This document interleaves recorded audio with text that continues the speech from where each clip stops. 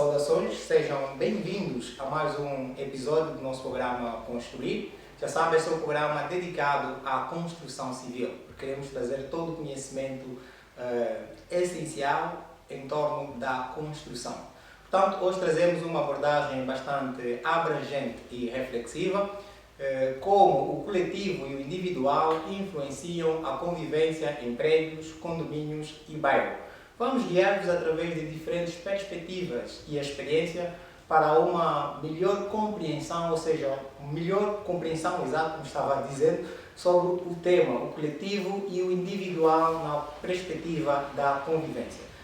Eu tenho comigo os meus convidados, que é o Dr. Sérgio Amaral. Bem-vindo ao Construir. Boa tarde, bom dia, boa noite, onde quer que tu estejas, sinta-se saudado. Também está comigo o sociólogo Leopoldino Vitumbaca. Saudações extensivas a todos que nos acompanham e desejar um ótimo programa. Bem-vindos ao Construir. Obrigado. Então, para nós começarmos, o que é que são, na verdade, regras de convivência? Podemos dizer que regras de convivência é um conjunto de normas, procedimentos estabelecidos, de modo que se criam a sã convivência entre as pessoas de um determinado domínio, pode ser casa, pode ser o condomínio, uma comunidade em si, e elas vêm no sentido de criarem um conjunto de elementos que visam não só a coabitação, e até porque sabemos que com a habitação existem também situações pouco abonatórias, também vêm criar aqui um conjunto de elementos que venham dirimir conflitos. Bem, na verdade, essas regras olha-se mais na vertente pedagógica. Elas visam, em parte, prevenir conflitos, porque na medida em que há existência de mais de um indivíduo, aí o conflito já é uma realidade. Então, as regras lá estão para prevenir, né, a existência ou na ausência, ou na presença, vamos assim considerar, do conflito, criarem mecanismos pedagógicos amigáveis para que este mesmo conflito seja ultrapassado da melhor maneira.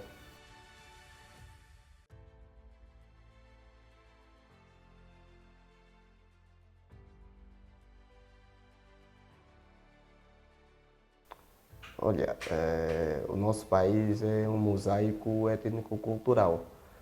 Temos a representatividade de diferentes povos e cultura, e a título de exemplo, aqui a província de Luanda, é visível essa representatividade dos diferentes povos, né? Quer os ambundos, ovimbundos, os quiocos, mucombos, enfim. Em parte, este mosaico étnico-cultural vem criar um capital cultural positivo, né, na própria sociedade, na medida em que essas interações dá-se-á também por trocas de hábitos e costumes. Cada povo acaba por aprender hábitos e costumes do outro e acaba também por influenciar de tal maneira, na vertente positiva, os seus hábitos e costumes. Só que quando não se tem a capacidade de se pautar pelo equilíbrio, acabamos por criar problemas como tem se observado muito a questão do tribalismo, né? Essa questão acaba necessariamente manchar as relações de convivência entre povos ou grupos diferentes. Porque apela sempre à questão do etnocentrismo cultural, que é a valorização de um determinado povo, dos seus hábitos e costumes, sem necessariamente discriminar de tal maneira os hábitos e costumes de outrem. Quando isso acontece, temos observado cenários não menos ou não muito abonatórios, né, que de tal maneira, por vezes, acabam por desencadear em problemas que há intervenção já do sistema judiciário ou ainda intervenção dos efetivos da Polícia Nacional para a amenização de casos do gênero. Por outro lado, há que acrescer que a par daquilo que se tratou relativamente às regras de convivência, precisamos aqui dizer que o ser humano é um ser social, o que significa dizer que ele tem a capacidade de adaptar-se. Ele não é uma ilha ao ponto de que se vai isolar. Poderá existir indivíduos que podemos dizer antissociais, que querem estar distante, mas, em regra, é um ser social. Independentemente de vivermos num mosaico cultural, nós sempre aprendemos que a diversidade não deve ser elemento de divisão. Deve ser um elemento que nos deve unir, porque cada um tem determinados valores, cada um tem determinada crença, mas se olharmos nos aspectos positivos que cada um desses valores, crenças, pode fazer construir um mosaico ainda muito mais bonito e fazer com que aquela comunidade, quer a comuna, quer o seu distrito, quer a sua província e o país em si, venham a ganhar com tudo isso. E quais são as principais diferenças na gestão da convivência em condomínio, bairros ou prédios? Aquilo que é a gestão, há uma grande diferença? A gestão de um bairro para a gestão de um condomínio ou na gestão de um prédio? Na verdade, essa resposta nos faz recair aquilo que nós entendemos, ou que comumente é chamado de lei da Comissão de Moradores. É um diploma, o diploma número 94, ou seja, 14/91, de 11 de maio.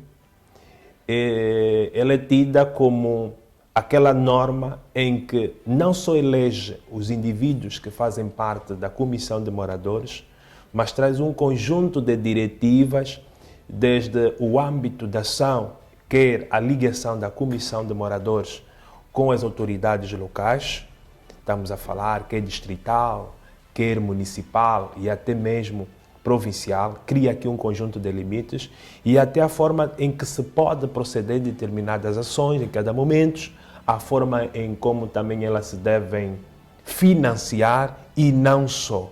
Logo, esta, por ser a lei de base orientadora, é também aquela que vai regular não só aquilo que chamamos guetos, mas também tem como base aquilo que é a construção dos regulamentos acessórios a nível dos condomínios. A nível dos condomínios, não colocando de parte a essa lei de base, que a lei, volto a repetir, a lei 14/91 de 11 de maio, a lei da Comissão dos Moradores, são criados por assembleia a nível de condôminos, também, às vezes, discutir elementos adicionais para a sã convivência. Logo, não há aqui, podemos dizer, uma tanta disparidade do ponto de vista do modo de trato ou de lidar, porque a norma é para ser cumprida por todos e quando não é cumprida, é também a própria norma que traz ali um conjunto de ditames que vem ali a criar, como quem diz, a sanção. Quais os limites? A minha liberdade começa aonde termina a de outro. Isso é claro e dentro daquilo que tem sido as reuniões, quer na Comissão de Moradores, onde faço parte e também estou ali a encabeçar, que é a Vila Nova de Viana, Distrito Urbano de Viana. De fato, nós temos estado a ressentir um pouco essa questão dessas situações e somos perentórios em mostrar quais são os limites das nossas ações, até onde vai, e até às vezes somos obrigados a estampar nos moradores quando querem sair um pouco dentro daquilo que é a margem, porque às vezes nos querem forçar a determinadas práticas ou comportamento e nós dizemos não podemos. Todo gestor, toda entidade de bem, toda entidade representativa pública deve plasmar para o princípio da legalidade. O que a lei diz é o que vamos cumprir. Tudo o que estiver à margem já não podemos, porque depois podemos ser chamados à responsabilização civil e até mesmo criminal. Bem, na verdade não há tanta diferença, né? Tal como o meu colega de painel já aqui fez menção, né? Mas diria que é um pouquinho mais desafiador para as comissões de moradores, dos bairros em detrimento das comissões dos condomínios e prédios. Primeiro, em função, né, da realidade socioeconômica das nossas comunidades ou dos nossos guetos, faz com que a existência de problemas sociais tornam-se maior ou até problemas básicos são maior em detrimento dos problemas vividos nos condomínios e prédios. E isso acaba também de tal maneira a colocar uma pressão social na própria comissão dos moradores. E aqui deram um exemplo bem vivido. É que haverá momentos em que não é da jurisdição do presidente da comissão de moradores, mas uma vez que lá a comunidade já tem o presidente como aquela, ou o presidente e a sua staff, como aquela entidade do bem que lá está para ajudar a mediar o conflito, porque em função também da própria burocracia que por vezes as instituições públicas têm tido, então a comunidade olha a comissão de morador como seu primeiro socorro e a entidade que lá está para auxiliar, né, naquilo que é a resolução de seus problemas de forma urgencial, né? Então há um pouquinho mais desafiador para a questão dos moradores das comunidades, mas sem aqui tirar o mérito de grande esforço e exercício que as comissões dos prédios e condomínios têm tido. Porque se olharmos também, em parte, vimos que por serem zonas, podemos assim considerar mais frequentadas por indivíduos de classe média e alta, aquela sensação de poder, aquela sensação de libertinagem, por vezes acaba por importunar de tal maneira o bom senso da comissão de moradores dos prédios ou condomínios. Então há sempre essa relatividade quanto aos desafios. Mas seria muito mais fácil lidar com os moradores do condomínio, classe média alta, ou é mais complexo lidar com os moradores dos bairros? Não, na verdade são contextos e nós devemos ter aquilo que chamamos ou entendemos, e tecnicamente chama-se de inteligência emocional. A partir do momento que te vais desafiar a aceitar ser coordenador ou primeiro secretário adjunto, no caso da esfera administrativa e outros cargos que ali estão adstritos, é preciso o bom senso. Exatamente. E nesse bom senso, nós também entendemos que o nível de cada um difere, porque cada um corre como corre. Vamos entender que nos bairros tenham também indivíduos de classe média, temos também de alta. Quem não quer sair do bairro porque sente que aquilo vai evoluir a qualquer altura, ou porque ele sente também que ali, pronto, está bem ali, sentindo-se também, se calhar, um pouco semi-rei naquela comunidade. Mas é desafiador, sim, cada contexto, porque disse que lidar também, por exemplo, em condomínios e prédios, lidar com o indivíduo, com um grupo que acreditamos, em as devidas aspas, com um grau de cultura, com um grau de educação muito mais refinado, o nível de exigência também é maior. É desafiante. Nos nossos bairros, o desafio prende-se muito mais nas questões sociais, nas questões muito técnicas, nas questões mais básicas. Estamos a falar que, por exemplo, na minha área, um dos grandes desafios é a questão da água. Segurança. O que muitas vezes não se coloca muito nos condomínios. Não é porque já tem uma segurança privada, tem ali cerca elétrica, estão ali, têm os seus protocolos. Os prédios também vão criando, hoje cada um tem um cartão para ceder o prédio e tudo o resto, mas os bairros estamos abertos, estamos ali. É desafiante. Também um dos grandes desafios que nós temos estado a enfrentar, por exemplo, na área em questão, a título de particularidade, é a questão, por exemplo, muitos bairros hoje estão a ser invadidos de forma assim cirúrgica por condomínios. e não há uma espécie de subalternização. A minha extensão, por exemplo, começa de um ponto e termina no outro. Está assim subdividido. Falamos que, por exemplo, no caso da Vila Nova D, quem conhece bem aquela zona de Viana, Rua da Suave, ela começa desde aquele ponto do Imbondeiro, à direita, temos aquela estrutura metálica, vai subindo e vai até a fábrica Vulgo Suave. Temos ali um perímetro delimitador que depois vai até aquela aí, até a entrada do bairro, tem uma zona delimitadora. Se olharmos para esse perímetro, nós temos ali 2 enclaves, 2 condomínios. O Girassol e temos aquele que vulgo chamado condomínio Porcelana. Quer dizer que a administração desses 2 condomínios não estão subalterna à nossa. Do ponto de vista da sua concessão, eles nem respondem ao distrito, que nós respondemos. Respondem diretamente à administração municipal. Logo, há determinadas ações que precisamos nós até às vezes ter de gerir por conta disto. Vai-se assistindo a nível do muro limítrofe do condomínio, por exemplo, no caso do Girassol, que tem área limítrofe à nossa, uma parte da nossa comunidade, é que vão abrindo portas. Fora, Sério? e você vai relatar. É que você não pode, porque não é tua competência, chegar ali e dizer que vou abordar diretamente, ou vamos travar, criando, de certa forma, um task force para travar o evoluir disto. Você terá de reportar. Mas depois vai eclodir forças, porque também tem indivíduos de poder.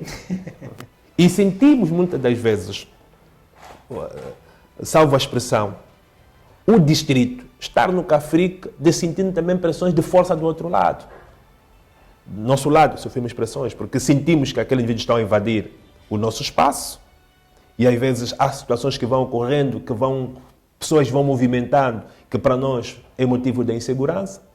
Você já reportou, mas também não pode tomar uma medida muito mais acérrima, porque pode também despoletar outras situações. E vai fazendo. E às vezes temos essa capacidade também de sentirmos impotentes face a algumas situações que sentimos que podemos autuar, mas não é da nossa alçada. Você já imaginou estar na tua casa, de repente alguém vai bater o portão, e até porque criaste um pequeno estabelecimento de sobrevivência. Langa, langa, langa. Quer dizer, e não é langa, não, porque entende-se por langa, entre aspas, não é essa forma pejorativa de pessoas, de nossos vizinhos aqui, congoleses, quer da República Democrática do Congo, quer da República do Congo. Langa, e muitos não são.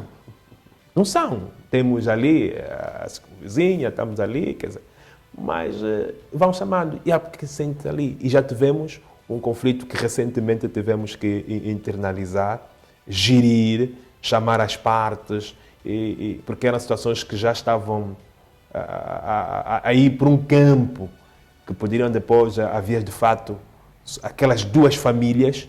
Tivemos de sentar e colocar a nu, dizer que não, a pessoa deu prova que na verdade é mesmo angolana. Só o fato de ter vivido boa parte e também pelas semelhanças daquela região, estamos a falar Cabinda, estamos a falar do Zaire, estamos a falar muitas vezes do Uige, por causa dessa extensão, sim, estar muito próximo dessa relação. Muitos até fizeram seu ensino de base nessas 2 repúblicas, então têm essa forma muito particular de ser e que não é muito pejorativo. Então, são essas situações. Outras também são comportamentais mesmo, que às vezes levam a ver de fato. Porque quando se criam as devidas campanhas, há determinadas pessoas que ficam em pávidos serenos, ficam ali, parece que sentinelas, a observarem, não acatam, não participam, são convocadas a reuniões, não comparecem, mas depois são elas a quebrar as regras. Por exemplo, você cria uma campanha hoje de limpeza, quase todo mundo sai, mas há pessoas que você sabe que como já não vão fazer parte. Mas depois você vê crianças dessa mesma casa saindo com sacos e não pôs os dejetos naquele local que está apropriado. E quando você vai bater a porta, ela vai já com duas na mão, quer dizer, parece que há qualquer outro problema que transcende a si, mas parece que quer transferir para si. Então, são situações que precisamos, às vezes. Eu sinto a minha coordenadora, que saudá-la também já, a senhora Ruth Luiz, ela de fato é uma pessoa que às vezes vai sentindo algumas pressões, porque às vezes tem que se assumir, outras vezes tem de recuar, e depois diz, não, eu creio que eu, como já não posso, porque já queimei um pouco a fita, já estou ali, vai ainda lá você que é um pouco mais diplomata, para ver se conseguimos gerir. E naqueles casos chamamos outros entes, também coordenadores, afins dali, mais próximos, que têm uma relação ali, para fazer uma espécie de um coro maior, para ouvir as partes em conflitos e dali entendermos ver as melhores vias de resolução. Sociólogo, os conflitos. Olha, fora destes conflitos partilhados aqui, que por vezes acontecem muito nos nossos bairros, gostaríamos também aqui fazer menção dos conflitos mais frequentes em prédios e condomínios, que passam necessariamente também por questões comportamentais. A título de exemplo, a problemática da poluição sonora é uma autêntica realidade, né? Sobretudo nos prédios, é uma autêntica realidade. A questão de indivíduos que furtam-se das suas responsabilidades, né, na gestão financeira do próprio prédio, porque por hoje os prédios são organizados, tem um síndico que por vezes cria-se regulamento, claro, de acordo ao bom senso da maioria, porque os regulamentos nem sempre vão ser de acordo ao bom senso de todos, mas desde que respeitem alguns princípios básicos, são aceitos, né? Mas por hoje temos observado moradores que tem sido uma luta constante para efetuar a sua comparticipação financeira naquilo que é a gestão das coisas públicas lá no prédio, como questões das despesas da jardinagem, questões de limpeza. Olha, os problemas então de garagem é uma autêntica dor de cabeça em condomínios e prédios. Uma hora e meia há sempre um que está permanentemente a estacionar o seu veículo no espaço que é dirigido ao outro. Há sempre aqueles que, quando recebem visitas em sua casa, que vêm com os seus meios de transporte, não criam aquele bom senso de chegarem até a porta do vizinho, ou se não, os prédios hoje têm um grupo no WhatsApp. Certo. Em que pode-se necessariamente comunicar lá. É uma dinâmica hoje em função das novas tecnologias, né? Em que pode necessariamente comunicar, olha, vizinho, receberei visita, olha, vou ocupar o estacionamento do vizinho A, B ou C. São exercícios que por vezes nós olhamos que são ações que não têm assim muita relevância para alguns, infelizmente, quando colocam em primeira instância a ignorância, mas que são de facto práticas que de certa forma dão uma certa diferença e acabam por catapultar de tal maneira o comportamento do próprio indivíduo. Outro sim, ainda em prédios e condomínios, os problemas que têm a ver com a criação de animais. Olha, eu quero partilhar aqui um caso muito engraçado na província da Huila, município de Lubão, a centralidade da Quelemba. Por frequentar muito também aquela mesma centralidade em função da minha jurisdição de trabalho, tivemos um caso, um dos vizinhos, num dos edifícios, que por si só decidiu criar um cão, aqueles cães de raça, aqueles muito ferozes. Criar, atenção, não em sua casa, mas no corredor do prédio. É que o objetivo dele era, quando está a sair, o cão ficava logo na entrada do prédio.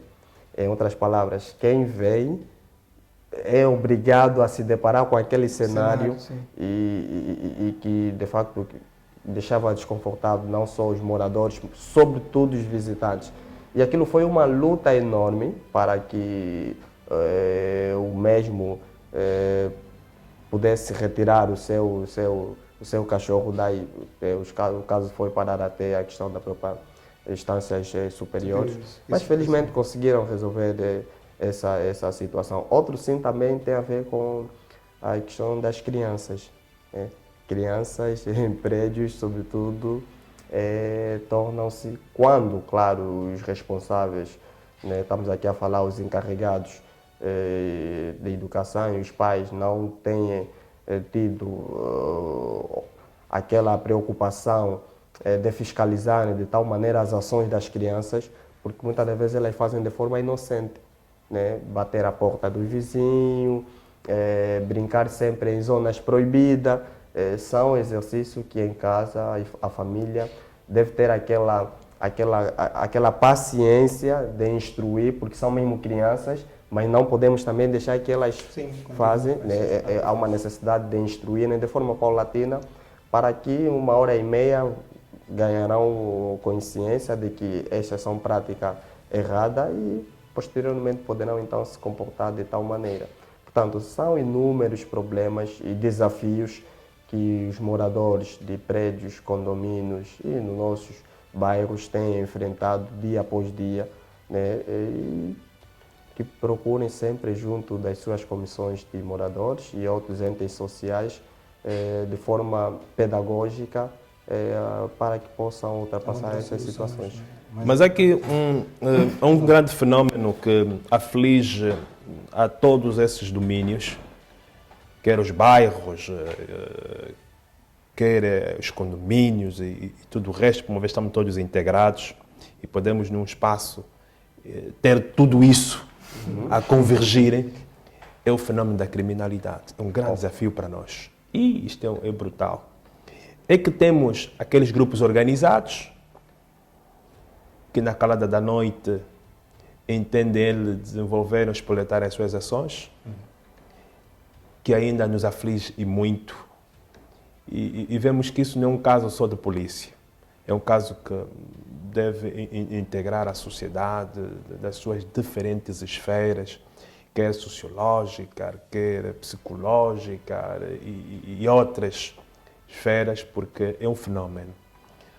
Há esse também atrelado dentro da questão da criminalidade, e vemos isso muito nos bairros, é as gangues. Como é que tem resolvido esse tipo de situação de segurança? É difícil, é difícil. Nós na verdade, temos uma relação muito positiva com a esquadra distrita ao bairro ao condomínio Girassol, que quer o comandante e outros líderes operacionais tenham sempre mantido uma conversa serena conosco, têm feito patrulhamento de aproximação, têm mantido uma relação saudável. Inclusive, partilhamos muitas das vezes as zonas, horas em que muitas ações são perpetradas. Por exemplo, na zona do Imbondeiro, à noite, muita gente sabe que aquele percurso, e a Estrada da Meia agora entrou recentemente em obras, mas naquele ponto há muita gente que para ali para tomar o seu táxi, a sua moto e seguir até adiante, a pronta partida, quem vive naquelas áreas limítrofes. E vai assistindo esse assalto. Há quem não tem os seus míseros kwanzas para aguentar e prefere, com a sua mochila, estar ali, apear-se e quando estamos ali. Mesmo até nós moradores, temos estado a assistir ali pessoas que saem de manhã para irem trabalhar porque dirigem-se para os lados da cidade, devemos madrugar e naquela hora, à madrugada, vamos assistindo relatos de assaltos assim, meio que relâmpagos. E isso preocupa-nos. As gangues, os meninos, é que às vezes já conversamos e sentimos também ali que as nossas famílias, até certa altura, os nossos pais, perderam o leme das suas famílias. Os filhos andam à deriva. Partindo do momento que houve ali a degradação dessa estrutura, desse núcleo de base social, família, estarem completamente estourados. Porque sempre se afirma, ninguém pode dar aquilo que não tem ou aquilo que eventualmente não recebeu ou até mesmo aquilo que recebeu, mas não tem agora a capacidade de dar. por uma questão de elementos limitadores. Estamos cada vez mais integrados socialmente. O filho do A tem, o filho do B tem, não tem. O regime hoje já não é aquele como antigamente chamado socialismo, você está ali, cada um parece que todos estavam integrados e alinhados. Eu vou na casa do A, parece que a realidade social eram muito similares. Hoje há essa discrepância, então eles começam a olhar para essa diferenciação social e procuram por outros meios de afirmação. Esse fenômeno, e que temos ali situações relatadas e vivenciadas, por exemplo, de jovens, os nossos jovens, por exemplo, que é um fenômeno ali, o nosso jovem do nosso bairro não consegue saltar a estrada para entrar para o outro lado da via, que é o distrito da estalagem, e procurar uma menina. Não pode. Houve alguém que, sim, não pode saltar para aquele lado. O que isso depois está a originar um fenômeno no nosso bairro, que é algo que estou aqui a partilhar, francamente, que o jovem agora está entrando entre eles, quer dizer, agora está tudo ali, já ninguém vai longe. Está tudo a acontecer. Então são desafios que vamos tendo depois, aquela relação que muitas vezes é beliscada, porque um entende que não deveria, mas agora estão, e depois ali, são situações. Okay. E diante dessas situações, eu gostaria de colocar uma outra questão. De forma que se pode alcançar o equilíbrio entre o interesse individual e o coletivo no ambiente residencial? Já estamos a incorporar os três, não é? O bairro, o prédio e o condomínio. Na verdade, torna-se um exercício bastante desafiador. Primeiro, na qualidade de ser biopsicossocial, né? O homem, ou os indivíduos, têm as suas particularidades também. E, por vezes, temos o ego de colocarmos as nossas particularidades acima de tudo, né? E, sobretudo, quando temos, quando estamos ladeados de condições, quer seja política ou econômica, que nos dá essa estabilidade, acabamos por olhar os outros como elementos que são obrigados a seguirem o nosso rumo comportamental. Portanto, é um desafio enorme. Isso passa necessariamente, primeiro, pela criação criação de eventos, criação de atividades, né, que visam mais a moralização dos próprios moradores, sempre destacando aqui a questão da diversidade, viver na diversidade de ideia, viver no pluralismo, né, e buscarmos sempre adotarmos medidas que, de tal maneira, acabam por darem ênfase a cada um. Cada indivíduo pertencente àquela comunidade, àquele condomínio, àquele prédio, deve sentir-se membro, né, e dono, né, podemos assim considerar, desta mesma comunidade. É que a sua voz, até um certo ponto, deve ser também tida e achada.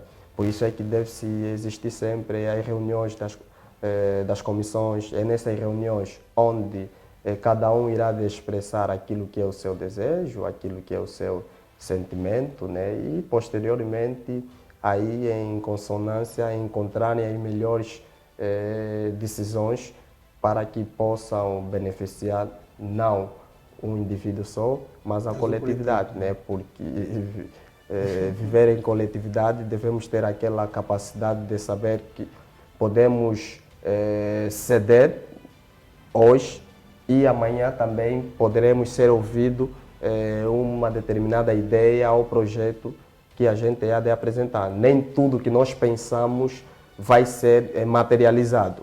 Nem tudo que nós achamos que deve ser necessariamente, porque somos seres diferentes. Então essa diversidade deve ser patente não só na fala, mas nas nossas ações.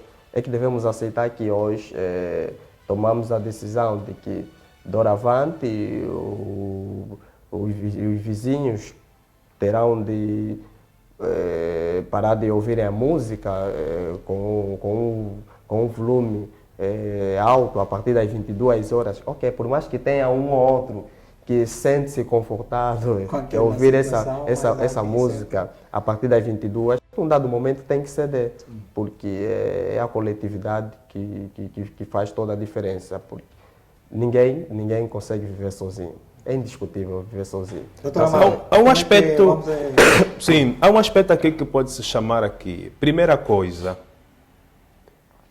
por vivemos em comunidade, precisamos necessariamente entes representativos e que sejam, quer para a comunidade, quer por outros órgãos, legitimamente aceites. Legitimamente aceite. Uma comissão de moradores, uma comissão de condômino, uma comissão de prédio, deve ser legitimamente aceite por aqueles que lhe vão representar. Tem que haver um pleito que, de fato, institui. Depois, pautar o princípio da legalidade. Por outro lado, essas comissões, horas eleitas, ou esses representantes eleitos, devem ser conhecidos e devem ser mais próximos à comunidade. Terceiro, que sejam dinâmicos, ou seja, proativos. E quando falamos da dinâmica e proatividade, estamos a falar que para que haja uma relação de equidade, uma relação de proximidade, que haja um conjunto de eventos que tornem as pessoas a estarem a conviver e a coabitar no mesmo espaço. Uma delas é a limpeza. Criar campanhas de limpeza é um espaço que congrega, aí começar a ver que ali vai começar a mandar ali fora. Outra questão, tem a Comissão de Cultura e Desporto. Essa Comissão de Desporto vai integrar os jovens, vai integrar também aqueles, os semi-jovens, os não jovens, para essas práticas. E aí vai haver essa ação de convivência. Mas dentro disso tudo, há um elemento importante que deve acontecer com regularidade e até seguindo o normativo da lei da Comissão de Moradores, que é as reuniões regulares. Essas reuniões estão para apresentar um conjunto de relatos que vão acontecendo dentro do período de tempo, apresentar um conjunto de situações e até mesmo trazer soluções, ouvindo, olhando aquilo que técnicos chamam o brainstorming, né? Quer dizer, ouvir as pessoas e exprimirem todo um conjunto de situações e dali encontrar o melhor caminho para gerir. Quando consegues ouvir problemas e dali conseguir sanar, buscar meios, se calhar ter a inteligência emocional para ver que situação ABC não pode ser resolvida ou ter respondido naquele momento e teres a resposta exata para cada preocupação, torna mais próximo, torna muito mais legítimo. Porque quando alguém diz, eu gosto de ouvir música, que é essa situação. Eu tenho estado a conversa muito com a esposa e ela diz, estás a ouvir este barulho? É muito comum no bairro. Se no condomínio, então, isso vai acontecer, no bairro, então, já sabemos, é pior. Tudo por nada, e há pessoas que já estão... Começa por nós mesmos, enquanto coordenadores, darmos exemplo. Há uma situação que eu gostaria também aqui de partilhar, dos desafios, e dentro dessa questão da equidade, também que procuramos ali de viver essas questões. Nós estamos a assistir naquela zona, quando a chuva, águas começam a arrastar boa parte da terra e vai criando caminhos, ravina. E às vezes houve da parte de alguns vizinhos dizer, não, a água que provoca aí é que vem lá de cima. A água do vizinho fulano, do vizinho fulano. Quer dizer, eu não peço para a água vir nos volumes, na carga volumétricas como venha. Mas está-nos a apontar que aquilo é, de fato, a água do fulano. Então, vamos nós pegarmos, construímos aqui uma espécie de uma barreira de betão para impedir com que a água, uma vez que já fizemos de algum tempo aqui uma terraplanagem e vamos voltar a perder isto. Eu disse, não. Mas aquilo foi um braço de ferro que queria-se fazer isto, mas tivemos que criar a reunião com todos os moradores. Inclusive, como chegou uma altura, parecia que nós estávamos a querer cada um, parece que, defender a brasa para a sua sardinha. Então dissemos, não, vamos chamar alguém extra-conflito, chamamos alguém que está ligado à esfera da área técnica do distrito, para estar nessa reunião e ele também trazer o seu parecer técnico, se era ou não viável. E nós ficamos ali, enquanto comissão, como meros observadores, a situação. Foi aí que disseram, tá bom, então vamos ver. Se ele disser que sim, então vamos fazer. Se ele disser, então, ali, porque você me está querendo defender o teu lado também, porque a minha água vai passar na tua porta. Tá bom, então chamamos. Foi assim que convidamos essa figura, marcamos essa reunião, essa figura esteve lá. Disse, não, a água é obra da natureza. A água não é do A, nem é do B. E se nós formos religiosos, vamos dizer que isso culpamos, vamos culpar a Deus, é que manda toda aquela água do céu. Agora, criando isso, vai criar isso. Quanto mais caminhos de escape a água tiver, isso também vai minorar o impacto de ser canalizada num único. Vamos aguardar que outras políticas estão sendo gizadas, que é um dos problemas que nós temos estado a discutir e estamos a aguardar seriamente que venha acontecer, que é a distribuição de água ao nível dos domicílios. E depois, quando isso se resolver, que há alguma promessa feita já de algum tempo, vir a se resolver, o vizinho da frente com o vizinho A, se pegar malha-sol, betão, vamos colocar betão nisso e vocês verão resolvido este problema. Enquanto isso, vamos fazer um esforço. Vindo ali, vamos juntar o vizinho A, B, C, vamos juntar acolá e vamos fazer isso. Aí, Chirito, é mesmo nisso, porque se não tiveres a inteligência emocional, meu caro, és destituído do cargo. Não a nível da superestrutura, é a nível local. E aí começas a ver anarquias a tudo ali e ficas completamente impotente. Isso é uma palavra a dizer. São muitos desafios a enfrentar naquilo que é a mediação dos conflitos. São muitos desafios, mas como estamos íntegros à comunidade, porque vivemos no seio dela, conseguimos sempre dar respostas. E até porque há muitos dos desafios que, em razão da proatividade, são já de pré-anúncio. E para evitar com que ela depois se venha a tornar um câncer, cortamos logo de início. Quer exemplificar um desses? Sim, exemplificar um desses foi, por exemplo, a questão da energia. Da energia foi um desafio que nós tivemos quando, em 2014, a minha família, eu no caso a esposa, casamos e resolvemos lá viver, encontramos o fenômeno da energia PT privado.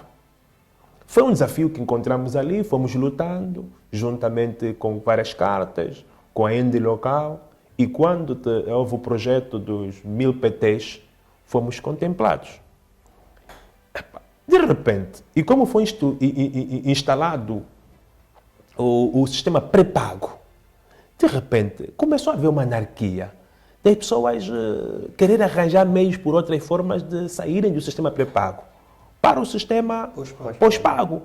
Quando não estava previsto isso, de todas as coisas que foram ali. Por quê?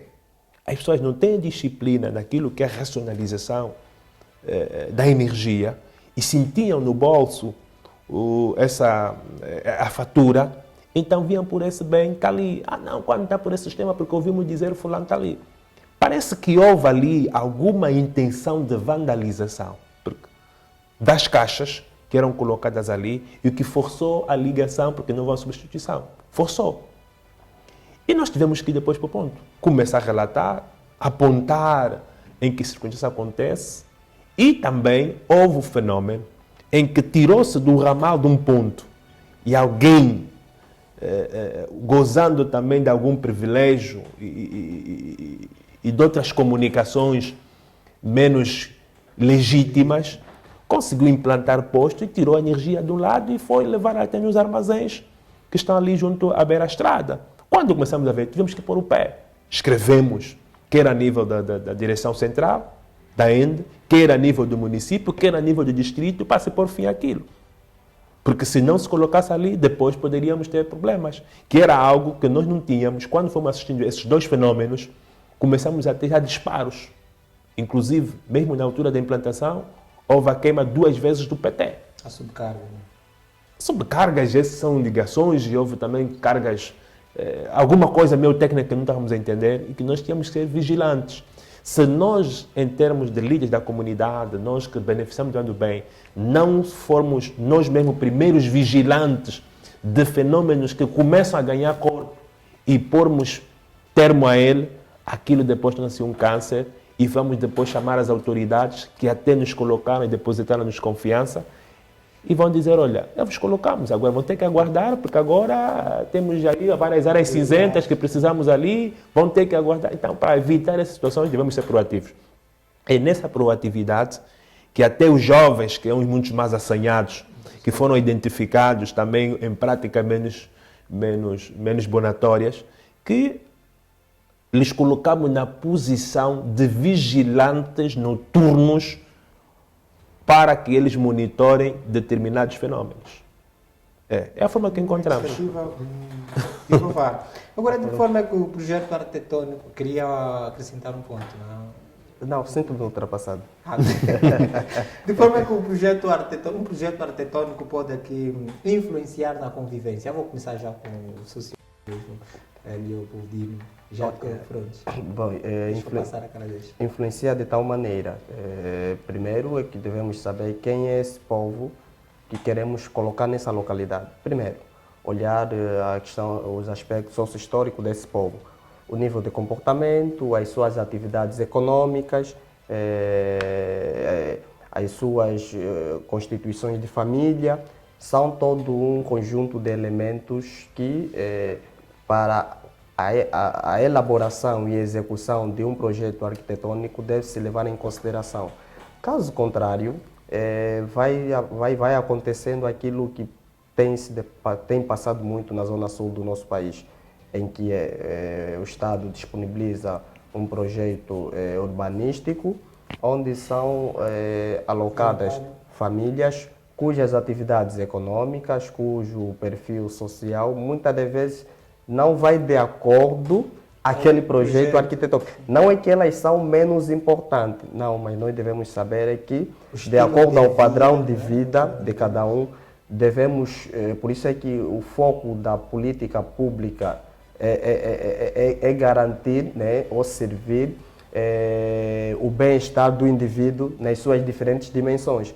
E só vai se garantir o bem-estar do indivíduo nas suas diferentes dimensões quando conhecemos de antemão os padrões comportamentais desse indivíduo.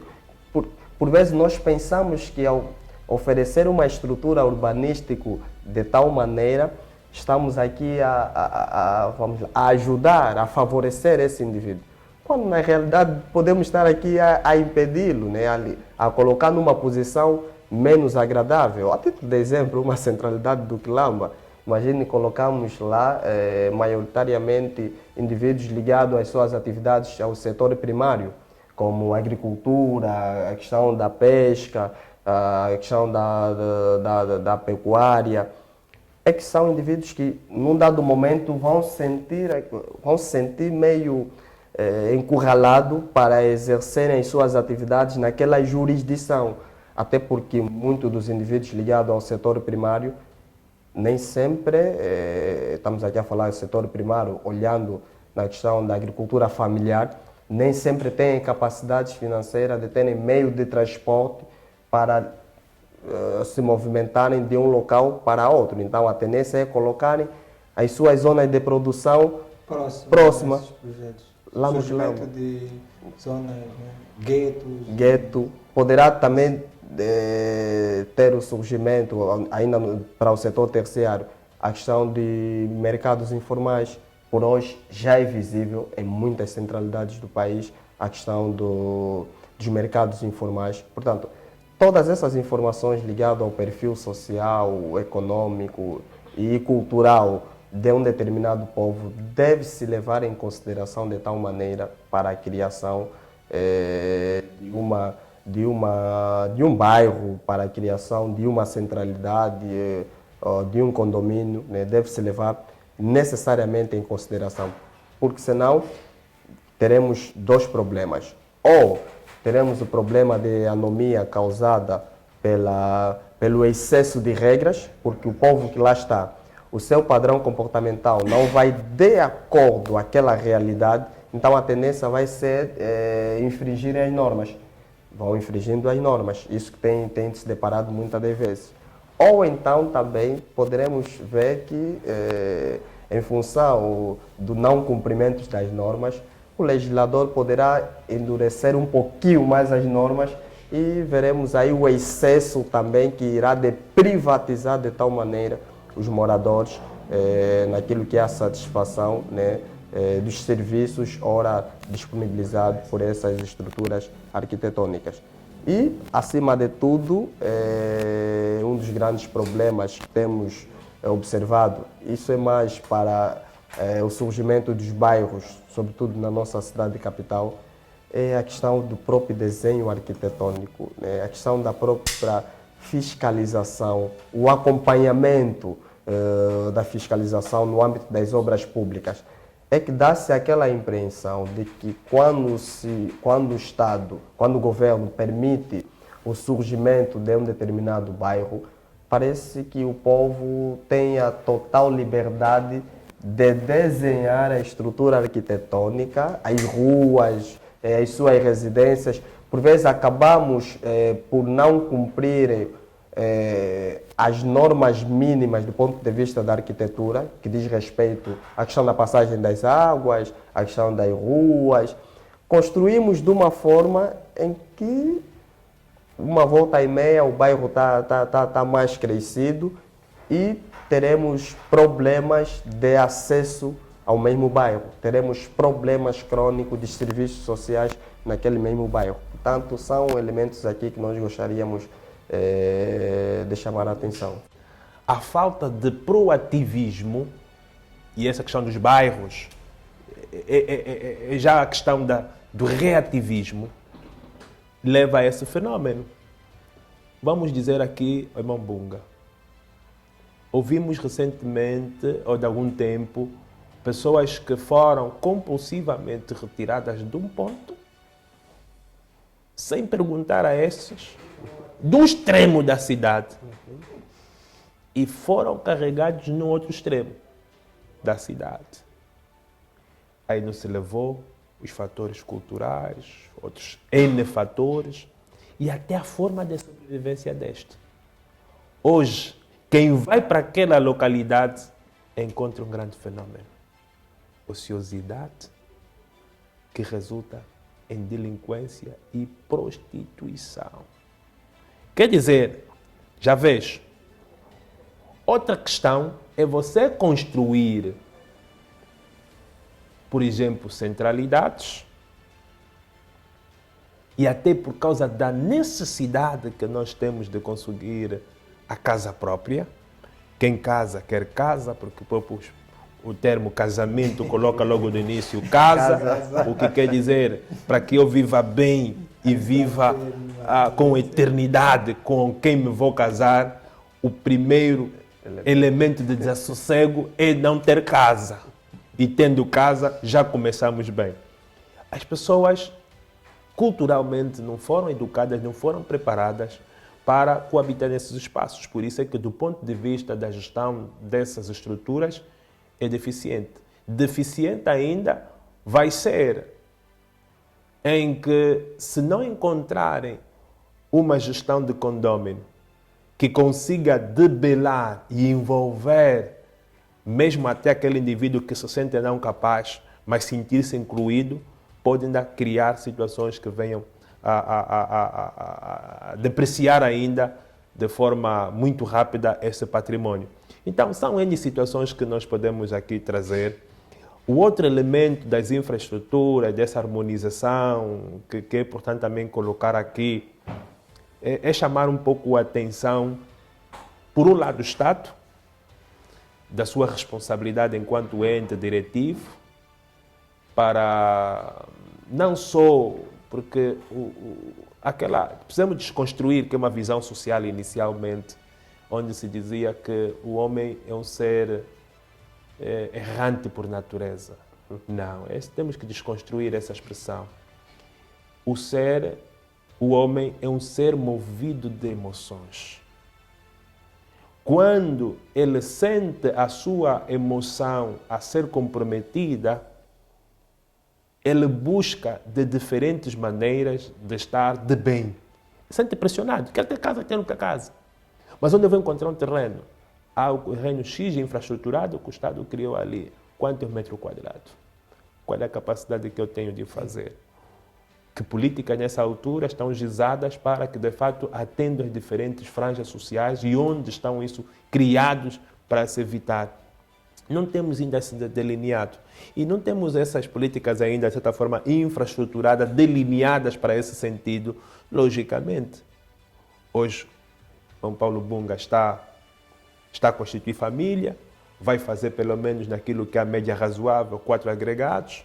Daqui dos 8 anos, esses também vão constituir família, vão gerar os seus, e quando olharem o rácio população versus aquilo que é a disponibilidade que temos de bens, de caso de imóveis, é deficiente. Então, ou você consiga, e se tiveste investido ao longo da tua convivência com a sua esposa, num espaço, num terreno, em vários terrenos, não tiveste a capacidade de construir para depois dizer, pá, não tem ali, vou tirar aquele da renda, vai lá agora você porque ainda não tem casa, esse é o terreno, ela vai construir. E vai construir em função das capacidades que tiver. E se não, vai arranjar, porque não teve quem lhes mostrou, e aí vai. E aquilo é mesmo chamar.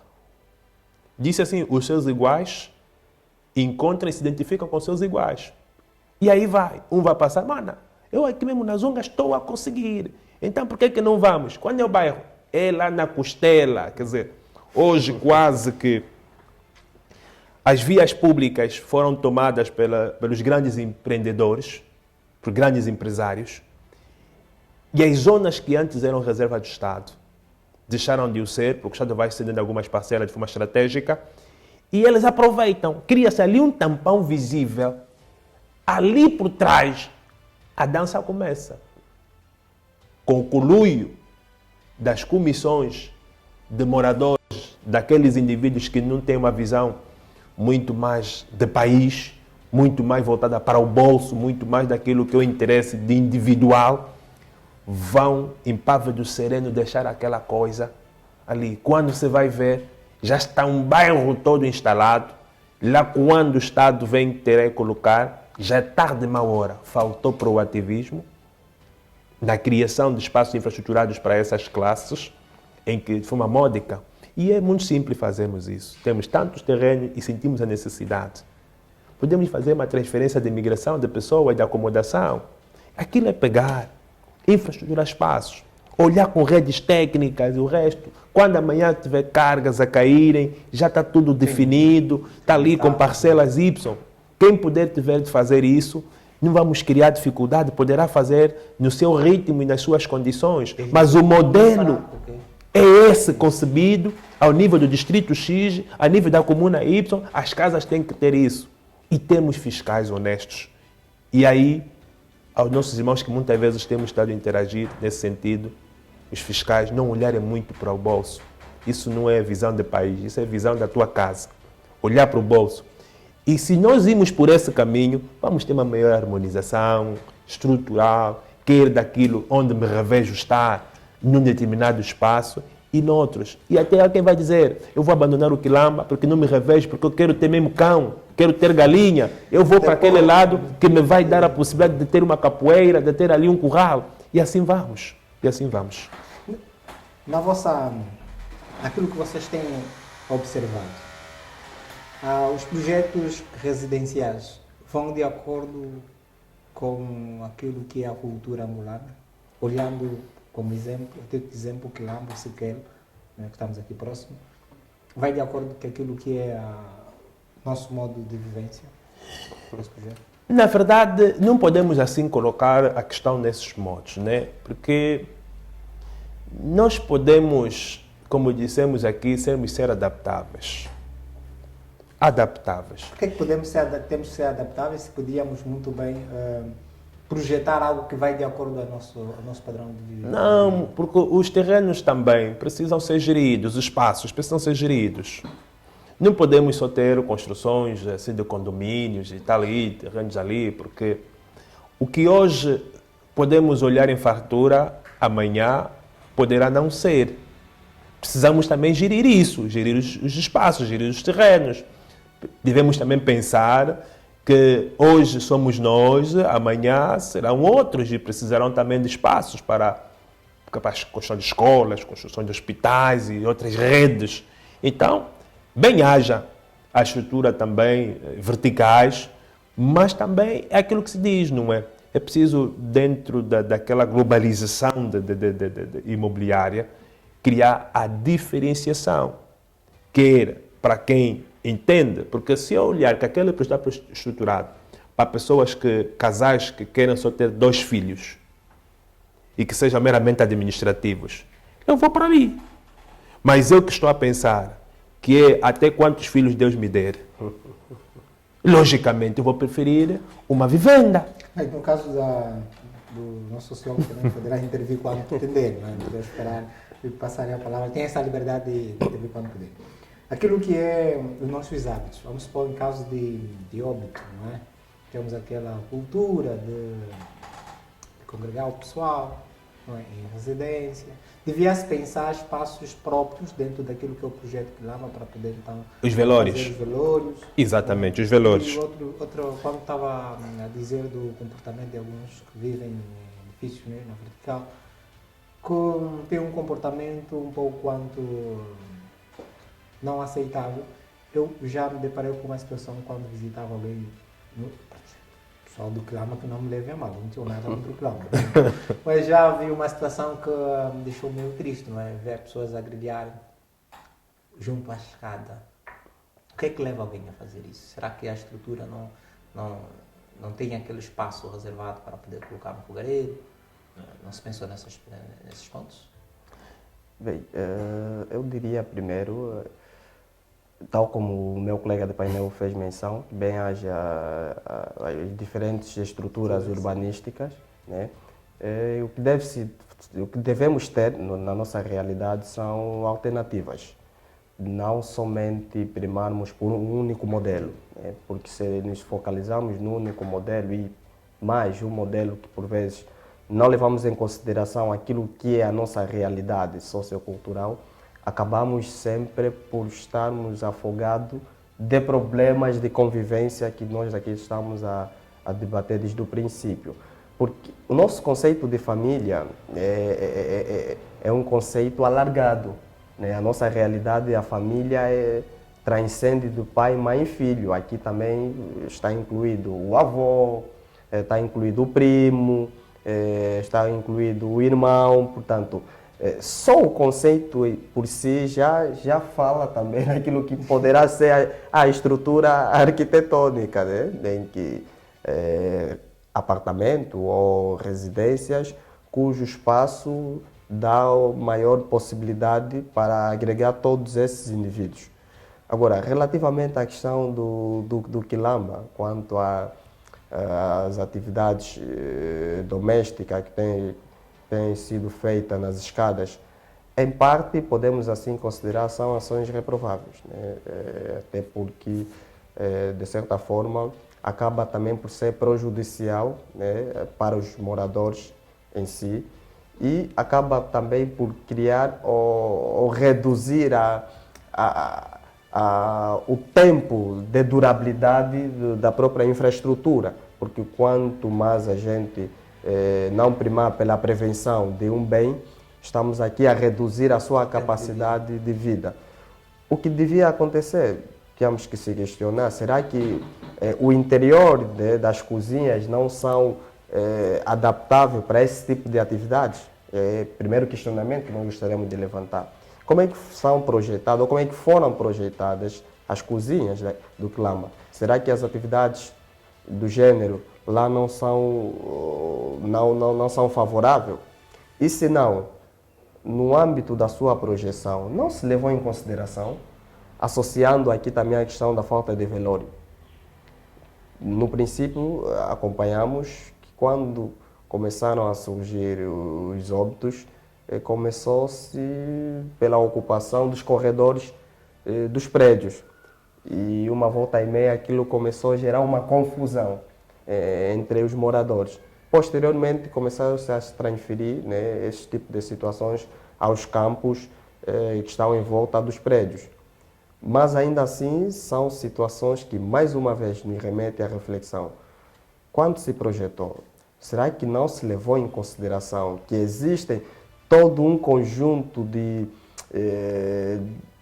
serviços de apoio que necessariamente devem fazer parte numa comunidade, num condomínio ou num prédio para evitarem situações do gênero? Se a gente falar que as famílias que têm usado as escadas, os corredores para grelharem, têm feito um trabalho ou têm feito uma prática normal, estaríamos aqui a aplaudir uma atividade errada, né?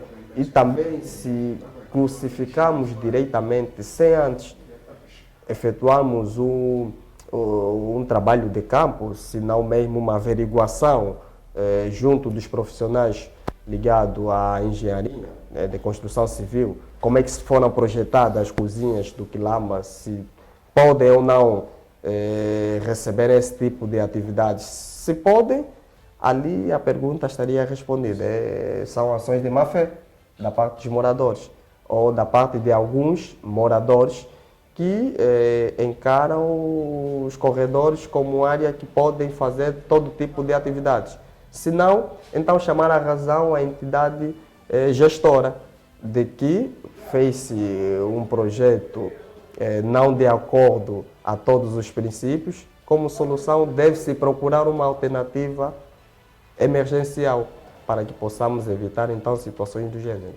Eu vou dizer que, eu dizia anteriormente que quando se foi projetar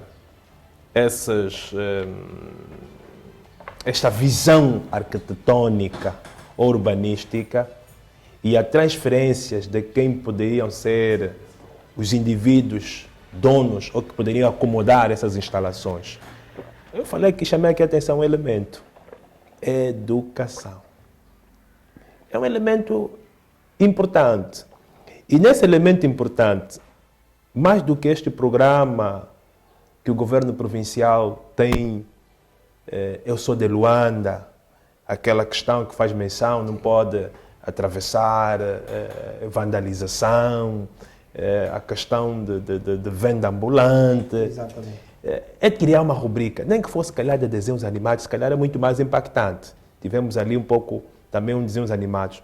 E eu me desafio em trazer até o nome mesmo dessa rubrica, o bom cidadão. Desafio mesmo, o bom cidadão. Por que o bom cidadão? Existem muitas práticas que parecem ser pequenas, mas depois são práticas que vão minando aquilo que é o correto. O bom cidadão. Essa questão, por exemplo, de alguém que está a grelhar, se lhe fosse ensinado e dizer que existe grelhador elétrico, que podes também chapar ali o teu frango, o teu peixe, e tem pouco fumo, poderá usar o próprio domicílio, usando depois o dispositivo de canalização de dejetos quentes para fora. Ele poderia ser educado para isso. Há quem pode dizer, não, aquilo é estrangeiro, aquilo não sei quanto, o peixe não sabe bem, fica seco. Até a esposa me tinha assim, não, gosto mesmo assim da brasa. Não, está bom na brasa. Pronto, mas não é permitido, por regras atuídas a nível do condomínio, que façamos isso. E até está definido por regra. Então precisamos nos adaptar. E temos uma comissão que seja autuante. Outro dado. Quando falava dessa questão relativa a determinadas práticas e chamava de bom cidadão, e quero trazer aqui mais outros exemplos, é a prática que assistimos pessoas que vêm de outros bairros, que estão até nas viaturas, soltarem lixos sobre a janela das viaturas. Meu bairro está limpo, eu varri de manhã, mas há um indivíduo que passou, tirou lixo de qualquer forma. Sai indivíduos, não sei de onde, com a carrinha, não coloca no interior da lixeira, é no chão. Essas rubricas vão ajudar, de certa forma assim, surretícia, a entrar na mente do angolano. Porque, às vezes, há um termo que um amigo diz, nós vivemos muitas vezes selvaticamente, que é pesado ouvir isso, mas temos comportamentos que precisamos muitas vezes refletir. Há uma rapariga, uma menininha, eu a varrer, já havia passado, e ela vinha com aquelas batatas fritas, não quero trazer aqui a marca, a comer as mãos, estava quase a terminar, e soltou. O que é que eu fiz? Eu não peguei no pacote. Eu peguei no meu balde de lixo, que já tinha recolhido, e porque ela pegou um caminho, eu chamei. Menina, faça o favor. Aquela batata foi gostosa, não é? Por que não comeste também a embalagem? Ah, não, tio, não comi a embalagem porque a embalagem é para comer. Já é lixo. Ah, já é lixo, não é? Então, e o lixo é botado aonde? Tio, é no lixo. Aí, colocaste no lixo? Não. Agora o que deves fazer, minha filha? Vou buscar. Ela retornou, pegou e foi levar o lixo. Então, são esses pequenos exemplos. E muitas das vezes esse comportamento foi movido por adultos. Sim. E por adulto, como é que os adultos colocam? Nós estamos a falar que a lixeira, ou seja, o contentor, tem uma altura tal que só adultos devem deixar depositar os dejetos. Mas estamos a mandar crianças. Durante muito tempo esse pensamento foi sido disseminado, né, na mente de muitos jovens, de que o ato de deitar o lixo num local inapropriado dará oportunidade de trabalho a alguém. Não necessariamente. Não necessariamente. Porque hoje os indivíduos afetos a atividades de limpeza de lixo têm um protocolo a seguir. O foco são os contentores de lixo. Então, se depositarmos o lixo nos contentores, eles têm essa missão, né? Os seus postos de trabalho estão salvaguardados. Não necessariamente devemos disseminar lixo todo quanto é canto de uma determinada localidade. Devemos ajudá-los, né? Isso é colocar ou depositar o lixo em zonas estratégicas indicadas propriamente pelas administrações ou as empresas de lixo. Aí também entraríamos já na rúbrica que o meu convidado aqui é o bom cidadão. O bom cidadão, sim. Pronto, daqui na onda do bom cidadão, quais são as implicações de uma gestão deficiente, ou seja, uma gestão deficiente parte da Comissão dos Moradores? O que é que poderá responder? Quando falamos de deficiência, significa dizer uma associação improdutiva, uma associação que anda muito mais à margem daquilo que são as orientações emanadas pelos seus líderes superiores. Estamos a falar de uma associação que não tem uma coordenação nem com os seus moradores, nem com aqueles que, de certa forma, deveriam eles prestar contas. Então, quando se é improdutiva e até vem resultar em vários fenómenos, né? Estamos a falar de desordenamento urbanístico. Isso também só ocorre mesmo quando também tens uma administração que não trabalha com fio. É um desafio, por exemplo, eu vou trazer isso nesse quesito. Foi um desafio que, quando fui convidado a fazer parte da Comissão de Moradores, é acabar com a anarquia.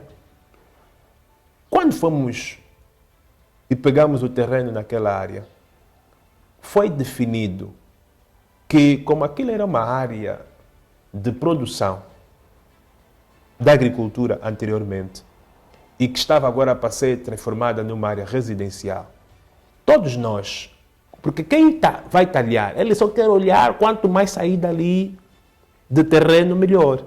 Devíamos deixar cada um, para os limites, 3 metros adentro, à direita, 3 metros à esquerda, para dar a possibilidade de termos ruas em que se pode estacionar de um lado e trafegar depois dos dois lados. Meus caros, não brinca. Quem primeiro conseguiu construir Esse é o fenômeno dos bairros. Quem primeiro conseguiu construir o quintal, outros tiveram que ir na dança. Há uns disse, não, o quintal vai estar ali, eu quero já casa para viver. Quando chegou por a altura de colocar o quintal, não. Foi meter mais um anexo, no próprio limite, sem colocar o distanciamento devido. Hoje você tem, nos bairros que é o fenômeno, você tem becos, tem ruas assim que parece ser um funil. De um lado está estreito, do outro lado está largo, por causa dessa questão. E isso aconteceu por compadrio, porque quem na altura também o coordenava, entendeu quando ele viu que podia tirar proveito daqueles 3 metros, entendeu fazer. E ele deu toda uma legitimidade nos outros de seguirem também. Agora, que tipo de autoridade moral esse indivíduo teria para chamar quem pudesse prevaricar? Então eu disse, olha, vamos acabar. Quando fui seduzido, algum tempo atrás, de que no espaço livre que temos ali acessório, por alguns indivíduos, de que tínhamos que colocar ali um conjunto de CD espaços de X metro por X e que também eu teria direito de um X espaço se fosse aprovar, eu disse, stop. Esquece, deixa esse espaço livre como está, porque é um espaço que pode ser aproveitado para projetos sociais. Criar um campo multiuso, criar um espaço ali de lazer, criar ali, se calhar, uma biblioteca municipal ou aqui uma biblioteca, se calhar, de bairro. Alguma estrutura que venha beneficiar a todos, montagem de uma esquadra. E não vamos pensar em criar aqui quiosques e não sei quanto. Só olharmos para o comércio e deixarmos esse espaço. Deixa o espaço ali como está, eu não. A única estrutura que vamos colocar nesse momento lá é a comissão de moradores. Ponto final. E por conta disso, aí já não houve mais seduções. Quando alguém chegou e pretendia, porque viu que ia com a farmácia, depois viu porque vou colocar um passeio, depois vou colocar uma chancela, uma guarda aqui, já está funil o beco. O homem, quer dizer, como a cara dá para o lado da estrada, quer ignorar os indivíduos, estava a abrir mais 1 metro. Tivemos de autuar. E só foi sentida a autuação porque estavam a lidar com alguém que cumpre. Então, a improdutividade das ações, que muitas das vezes no ignorar daquilo que é correto, no deixar fazer, leva naqueles bairros que nós temos. Leva à desestruturação, leva à depreciação de várias estruturas, leva ao desrespeito social, leva à desarmonia e outros fatores. A descredibilização também da própria comissão. Exatamente. Exatamente. E quanto às características socioeconômicas dos moradores de um bairro, também pode, ou do condomínio em si, também podemos fazer menção, pode impactar a sua dinâmica social também, partindo da mesma linha de pensamento? Claramente que a questão ligada aos aspectos socioeconômicos acabam, pois embora em alguns casos nem sempre influenciam pela positiva, né? Mas se olharmos na questão do relativismo, claramente que influencia para o crescimento daquele mesmo bairro. Quando os moradores, né, têm o espírito de pertence do bairro, sentem que são membros e donos da mesma comunidade. Então, se somos membros e donos, tudo faremos para o bem-estar da nossa comunidade, porque é lá o nosso lar, é lá onde nossos filhos, os nossos descendentes estão, então é lá que merece toda a nossa dedicação, criando um ambiente favorável para nós e para todos aqueles que nos rodeiam. Portanto, há claramente essa tendência. Nós falamos que nós devemos admitir nas organizações as estruturas formais e as estruturas informais. Daí que nessa perspectiva social, nós, por mais que tentamos nos congregar dentro daquilo que são os projetos que entendemos que devem passar pelo canal formal, às vezes também devemos dar uma certa liberdade do informalismo, mas o informalismo controlado. E vamos explicar esse informalismo controlado. Estamos a falar dessa questão. Há indivíduos que têm grande poder, mas não se revêem na comissão de moradores. Sim, eles não se revêem. Mas você tem que ser inteligente o suficiente para, mesmo sem ele se aperceber, você lhe dar essa liberdade para ver até onde ele vai. E lhe colocar limites. Nós tivemos o projeto, escrevemos há alguns anos já, quando nos foi colocado esse PT, e depois escrevemos, dissemos, não, temos agora boa energia, agora queremos também que nos coloque a iluminação, vai ficar mesmo show. Escrevemos, pronto, entendemos a insuficiência de recursos e outros desafios também que as administrações locais têm, e não tivemos o parecer favorável. Fomos também conversando. O vizinho ali, que de certa forma entendemos que, pronto, tem a condição, pelo menos demonstrada, mais favorável, entendeu ele sem passar por nós, mas foi ele colocando iluminárias da extensão da rua, em alguns pontos estratégicos, quando ele entendia que ele passava. E nós vimos que é um ato positivo, que podia ter, pelo menos, sermos nós chamados a fazer. Mas por sabermos que é um ato bem, que até que não lesa, até é um benefício, deixamos, é aquela questão de deixar o informal.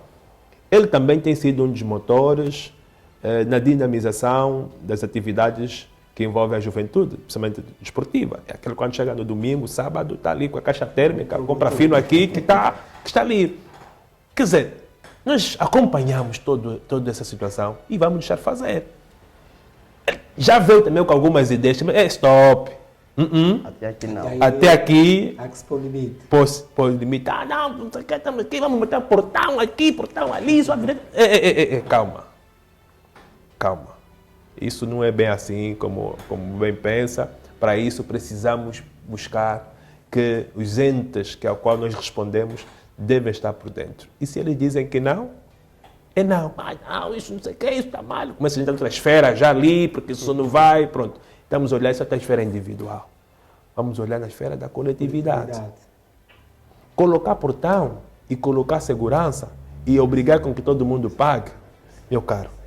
Nós já tivemos situações de que pessoas que morrem no bairro e tivemos a buscar apoios sociais, subsídios financeiros, que você, quando bate numa porta, abres a porta, a pessoa te diz, ainda bem que chegaste.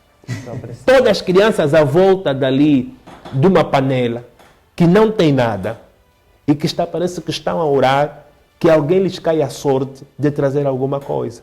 Você até fica às vezes assim, mas isso que já recolhi não vou deixar também aqui.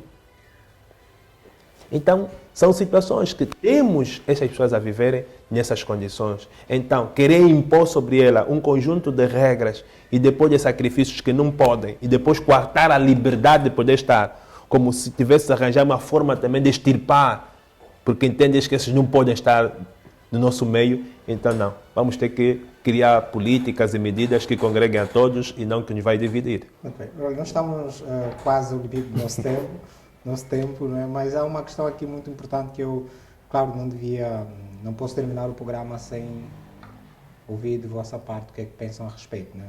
Quais são os desafios enfrentados por moradores, idosos e pessoas com deficiências na interação comunitária em áreas residenciais? O que têm observado? Moradores, deficientes e idosos. Vamos começar pelas áreas urbanas, sobretudo em prédios. Lamentavelmente... A questão da acessibilidade, não é? Muitos de nossos edifícios, até mesmo escola. A título de exemplo, a centralidade do Clama, existem várias escolas que são de 2 a 3 pisos, o que não foram devidamente acautelada essa questão da integração, né, social de pessoas com deficiência. Quanto mais os apartamentos têm sofrido muito, né, alguns até com capacidade financeira ainda conseguem minimizar o impacto deste sofrimento de acordo à aquisição de meios que lhe possibilita a sua locomoção mais eficaz em detrimento dos demais. E os idosos, então, para apartamentos em onde não existem, ou para prédios que não existem o elevador, é um exercício enorme, é um exercício bastante doloroso, né? Ter que ver um idoso permanentemente a ser acompanhado por um familiar nas suas atividades diárias, e alguns até acabam por se limitarem exclusivamente no interior das suas residências. É que já não sentem um prazer de desfrutarem, né? Podemos assim considerar, dos espaços públicos que a centralidade oferece, porque tem aquele exercício doloroso sob desse que poderá condicionar até um certo ponto também a sua saúde. Por isso, mais uma vez, queremos aqui apelar, né, às entidades competentes, sempre que estamos para projetarmos uma estrutura urbanística, quer seja nos meios suburbanos como nas zonas urbanas, deve-se levar em conta todos estes fatores que, desde o princípio, acabamos aqui por citar, né, que, de certa forma, acabarão por oferecer uma comunidade aos indivíduos que lá irão de habitar naquela mesma centralidade ou naquela mesma localidade. No caso das zonas suburbanas, nos nossos bairros, até um certo ponto ainda é visível o espírito de solidariedade por parte dos membros quando o assunto é pessoas com deficiências físicas, né? Temos acompanhado todo aquele exercício, pois embora que a questão também aqui da exclusão é uma realidade, mas ainda assim os moradores têm feito de tudo para manterem a inclusão social.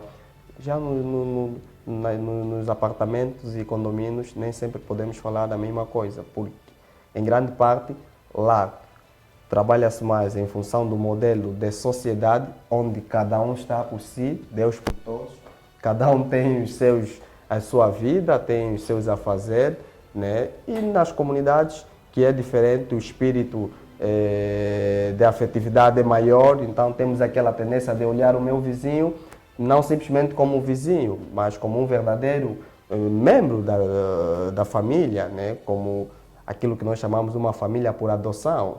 É nosso, faz parte, então devemos participar nas suas atividades, nos seus desafios diários. São essas palavras que nós gostaríamos de realçar. Doutor Sérgio Amaral.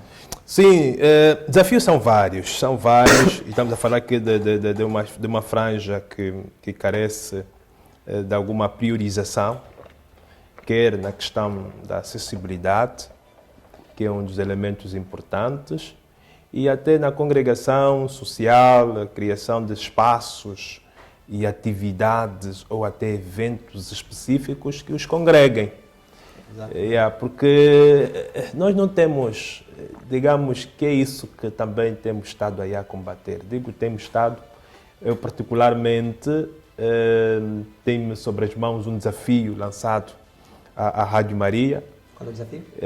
Que é falar sobre a economia familiar. E nisso há um dos aspectos que trago em discussão, que é a questão de como lidar com a aposentadoria. Aposentadoria. Nós nos preparamos. Nós vivemos um dia após o outro, vamos vivendo, sentimos que temos energia, vamos ali. E parece que quando nos estão a avisar, nos fazem já um pré-aviso, olha, daqui 2 anos vais aposentar. É aí que parece que queremos fazer de mil e uma forma de querer arranjar subterfúgios ali, formas de como, provavelmente, e às vezes pelos maus caminhos, para conseguirmos ver minimamente sairmos na aposentadoria com alguma coisa. E depois, acabamos de estar depois refém. Não aproveitamos nesse período, sermos nós mesmos usufruindo todo aquilo que foi nosso esforço de contribuição de uma empresa, de uma organização, de um país de uma forma geral. Isso é um desafio e quero lançar para os jovens de hoje olharem para aquilo que é o desafio de hoje e é o problema, que não vivamos isso no amanhã. Não olhemos só o hoje pelo hoje. Nos deficientes, nós temos, nossos espaços são rústicos e temos zonas, principalmente urbanísticas, que não ajudam na locomoção. E aí também é preciso a criação de vários espaços. Nós, na verdade, enquanto comissão de moradores, somos tanto quanto impotentes. Há relatórios que são emitidos, que pronto, também conhecemos as insuficiências quando olhamos para os orçamentos que os próprios municípios têm para acudir em situações e, consequentemente, os distritos. Se o município não tem essa capacidade, imagine um distrito, imagine uma comissão de moradores. Mesmo sendo legítimo da parte da lei da comissão de moradores dizer que é possível criar ali uma taxa módica em que seja acordado por todos em assembleia e definir, vamos ver que serão sempre os mesmos a darem, mas depois os outros a beneficiarem daquilo que depois vai ser o resultado final. Então, é algo que precisamos ainda nós estudar, refletir, debater sobre como eliminar essas dificuldades. E só assim, só conversando, só caminhando se faz caminho e que só temos a encorajar para aqueles deficientes resilientes que, por mais das suas limitações, conseguem sempre meia forma de como driblar. Encorajar aqueles nossos cotas, mas encorajar sendo um desafio, mas também é problemático, que é a questão, por exemplo, um dos desafios deles é conseguirem cuidar-se de forma saudável, que já não se espera ali, aquilo mais é gerir, como quem diz, driblar com que a morte não lhe venha a bater ali à sorte ou à porta. Então, a questão, e é um repto que vai para a saúde, a questão de que hoje é um custo muito elevadíssimo de determinados bens. Há aqui determinadas patologias que deveriam já ser colocadas e tidas como também dentro do rol daquelas que o Estado poderia muito bem colocar a sua mão para que ajudasse. A hipertensão é um problema, a diabetes é um outro problema. O câncer continua a ser. E já começa a ser um grande problema.